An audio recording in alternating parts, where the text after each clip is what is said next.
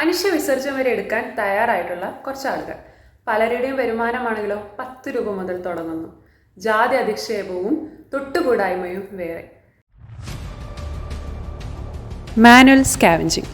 മനുഷ്യൻ നേരിട്ട് മണൽ, മലിനജലം, ഹ്യൂമൻ വേസ്റ്റ് എന്നിവ കൈകൊണ്ട് ശുചീകരിക്കുന്നതിനാണ് മാനുവൽ സ്കാവഞ്ചിങ് എന്ന് പറയുക. ടോയ്ലറ്റ്, സെപ്റ്റിക് ടാങ്ക്, ഡ്രെയിൻ എന്നിവയിലായിരിക്കും ഇവർ ജോലി ചെയ്യുന്നുണ്ടാവുക.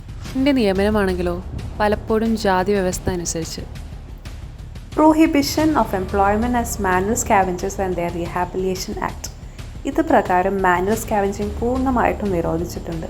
പക്ഷേ സാമൂഹികമായിട്ടുള്ള അല്ലെങ്കിൽ സാമ്പത്തികമായിട്ടുള്ള കാരണം മൂലം ഇതുവരെ ഇത് കർശനമായിട്ട് നടപ്പിലാക്കിയിട്ടില്ല. 2024 ഒക്ടോബർ 28 മുതൽ കേരളം പൂർണ്ണമായും മാലിന്യം കൈകൊണ്ട് ശുചീകരിക്കുന്നതിൽ നിന്നും മുക്തമായതായി പ്രഖ്യാപിക്കുന്നുണ്ട്. ബാൻഡിക്യൂട്ട് പോലുള്ള സാങ്കേതികവിദ്യ ഉപയോഗിക്കുന്ന ആദ്യത്തെ സംസ്ഥാനമായി കേരളം മാറി. എന്നിരുന്നാലും രാജ്യത്തുടനീളം മാനുവൽ സ്കാവഞ്ചിങ് മൂലം മരിക്കുന്നവരുടെ എണ്ണം കൂടുന്നതായി റിപ്പോർട്ടുകളുണ്ട്. ഒഫീഷ്യൽ ഡാറ്റാസിൽ ഇത് കാണിക്കുന്നില്ലെങ്കിൽ പോലും നിയമത്തിൻ്റെ ലൂപ്പ് ഹോൾസ് കാരണം ഇപ്പോഴും ഇത് തുറന്നുകൊണ്ടിരിക്കുന്നു. സാധാരണക്കാരായ നമുക്ക് ഇതിനെതിരെ എങ്ങനെ പോരാടാൻ കഴിയുമെന്ന് നമുക്ക് അടുത്ത വീഡിയോയിൽ കാണാം. അപ്പോൾ ബൈ ഗൈസ്, താങ്ക് യു.